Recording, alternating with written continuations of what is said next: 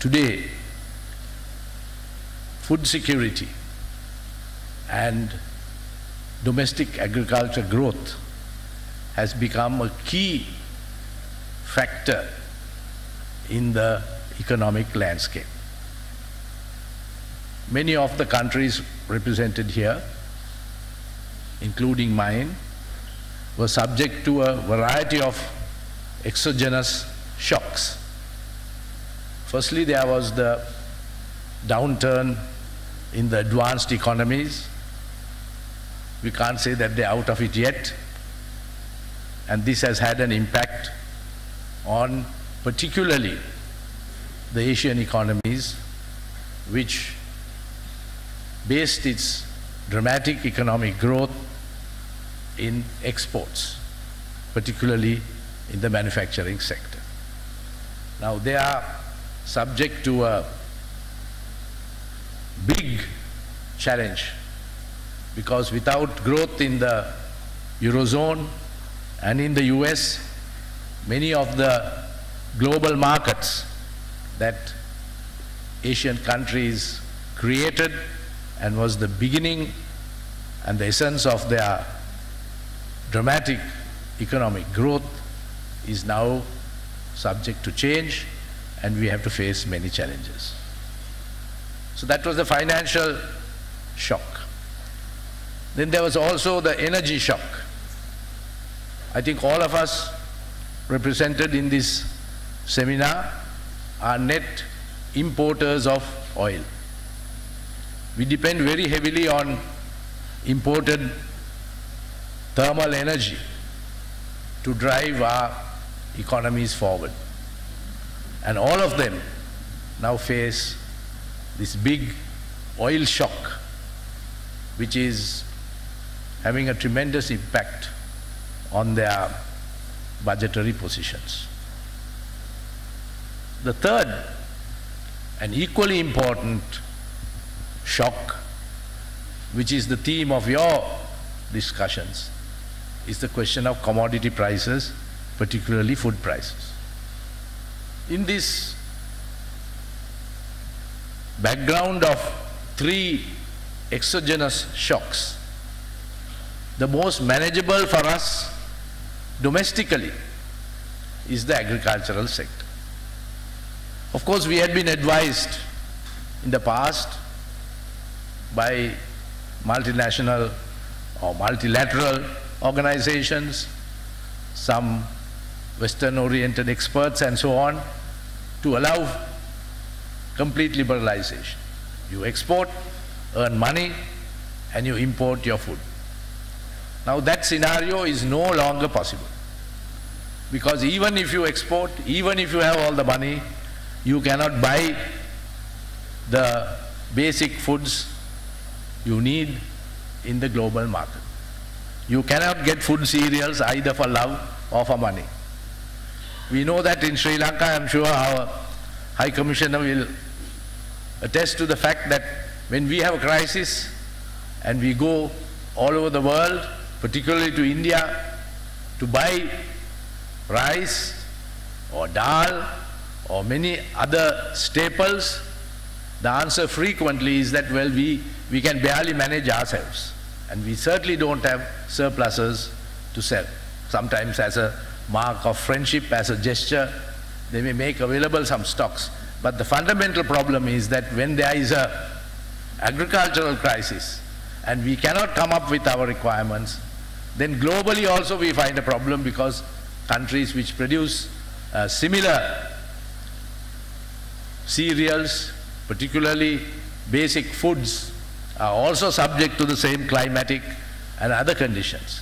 So it is very, very important for any sensible government to focus on agriculture at this juncture. It is no longer a luxury or a theory that we could follow in the past. There were options in the past where we could sell products and buy food, but that no longer, I want to assure you, is an option for any one of our countries. Of course, in the margins we can make some accommodation, but finally, if we want to maintain our sovereignty, our economic stability, then we have to go for a policy of self-sufficiency in domestic agriculture. I think today that is not a debatable issue. A decade ago that would have been a debatable issue. So I think this seminar is absolutely important, because in our economies, which are subject to exogenous shocks, I don't want to go into it, there are internal problems. They are equally valid, but I think today if we concentrate on the issue of exogenous shocks, then the area in which we can make a difference, where we can make a significant change of orientation is, I'm convinced, in the agriculture sector. So you are very important. What you decide, I'm sure my distinguished colleague, the Minister of Agriculture, will agree, will be very, very important for us. So we look forward to the findings of this seminar. The next point I want to make is that Sri Lanka is a very good example. I hope that also was a factor in selecting this location. But even if it was not so, Sri Lanka is a case study, I would say, in how a country which was very, very dependent on imported foods, particularly basic cereals. We used to import primarily from Burma, now Myanmar, but at the time when we were importing rice, it was Burma, and we were depending almost largely, almost exclusively on rice exported from Burma. Then it changed to Thailand, to India, to Vietnam. Every time there was a climatic change in Sri Lanka, every time there was a loss in production, honorable ministers had to run all over the globe to meet the shortage. But we have changed that. How did we do that? These are some of the experiences. I don't have the time to go into detail, but let me highlight one or two. The first is a dedicated policy decision by successive governments in Sri Lanka that we should become self-sufficient in rice. There are historical reasons for that, because we take pride in our history that we were exporting rice in medieval times to India, to Indonesia, various parts of the globe. So that's a historical imperative. Then there was also the political imperative. We were one of the earliest countries in the whole wide world to have adult universal suffrage, so that every villager, every poor peasant had a vote, which was not available in many other countries, which led to tremendous emphasis in domestic service delivery, better health, better education, better agricultural practices, land reform, a whole gamut of policy decisions which are due to multifarious factors, but basically because of the extension of the franchise. The voter, and this I think applies to all of us in the region, is a very significant person, and the majority of voters in all our countries are agriculturalists. As someone mentioned, our largest employment sector is agriculture. The largest demographic sector is the rural areas. Politically also, I think Honorable Minister and I will agree, we have to always look back to think what the peasant will be thinking of when he is going to cast the vote. So there is a certain policy imperative to look at the agriculture sector, and that is, as it turns out to be, something that has been very positive. Because of these countries have been forced to look towards agriculture. And what are the elements of that? Firstly, I think the Sri Lankan government had a whole series of policies which were pro-agriculture. Land reform, then what was called the Paddy Lands Act, where the actual farmer was given a much larger share of the produce than the absentee landlord, which was very forward-looking legislation, in the mid-1950s, then a policy decision to give subsidized fertilizer, which has a big impact on the budget. And time and again we were pulled up by the IMF and the World Bank for making these subsidies. But I think the result is there, notwithstanding all this advice of the IMF and these global bodies. We have continued to give that fertilizer subsidy, and today we are a self-sufficient country as far as basic rice is concerned. So one is the policy decision. And we have a whole gamut of policies: land reform, paddy land reform, subsidies, rural agricultural organizations, from multipurpose cooperatives to rural farmers organizations, rural development organizations, a whole gamut of legislation which enabled us to become self-sufficient. That is number one. Number two is research. I was just talking to my close friend and distinguished colleague.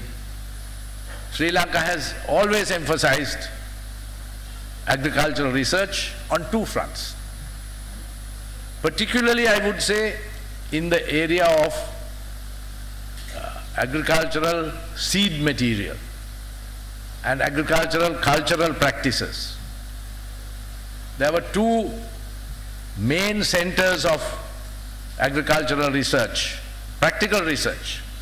One was IRRI in the Philippines, and the other was Batalagoda and Mahidupallama in Sri Lanka. If you look at the total Asian scene, from the 50s onwards, it is the Philippine research and the Sri Lankan research, what is called BG, that is stands for BG, stands for Batalagoda. That type of research on seed material, on cultural practices, fertilizer usage, cropping, statistical research, all that package was well developed in Sri Lanka. We need to do much, much more. I was just talking to my friend.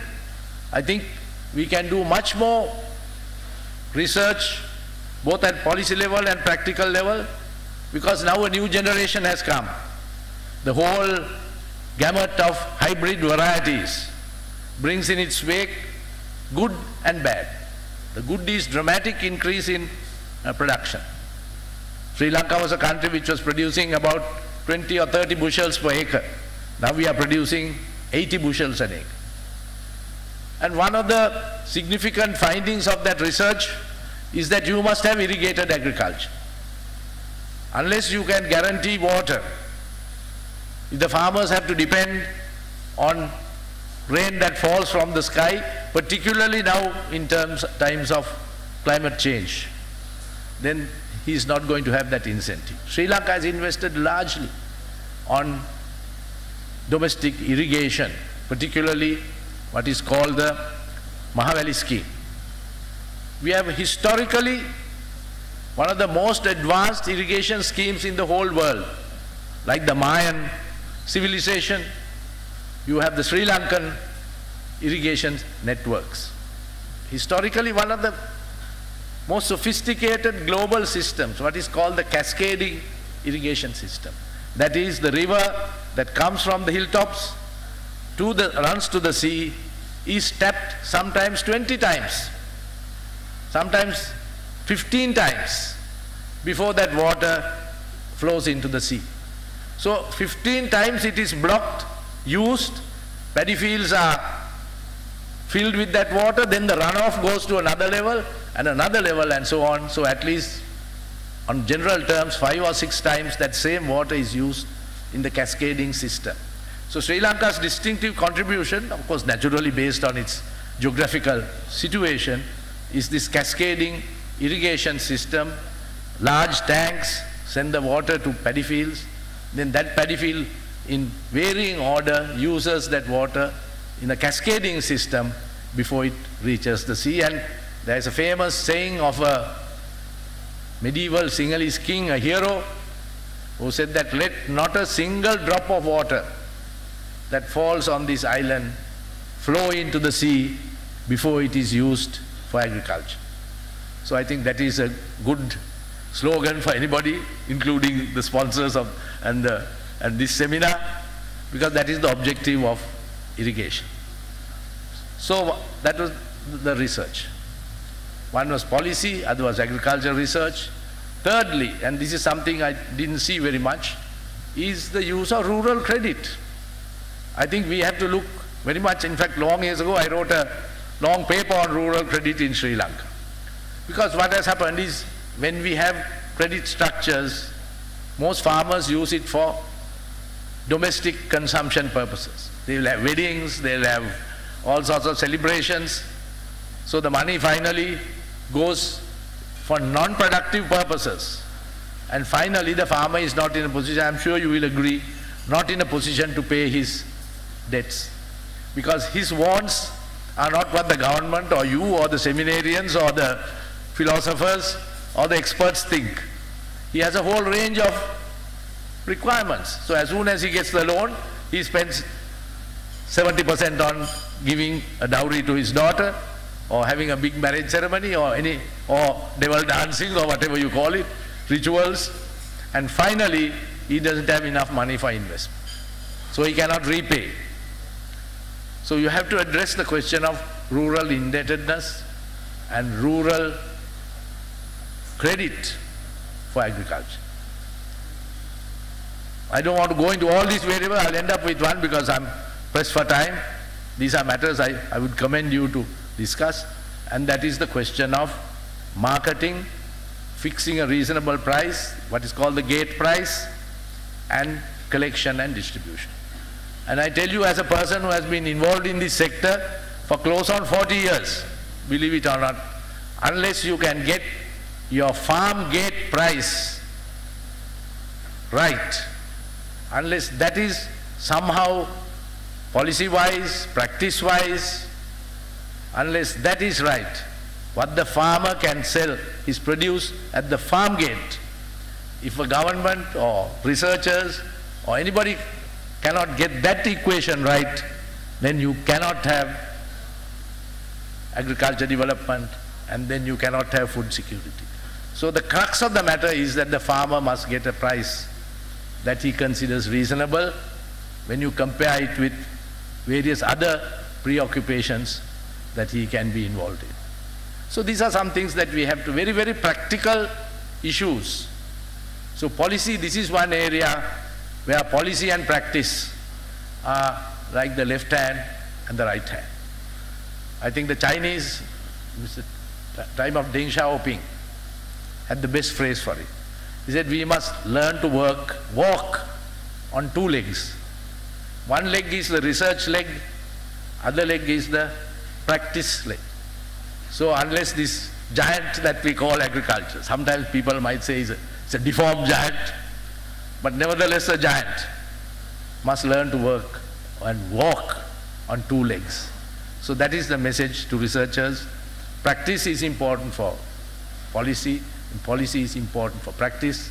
I wish the very best for this seminar, and I can assure you that all of us will look forward to your findings and trying to improve all the time our policies and our practices. Thank you very much.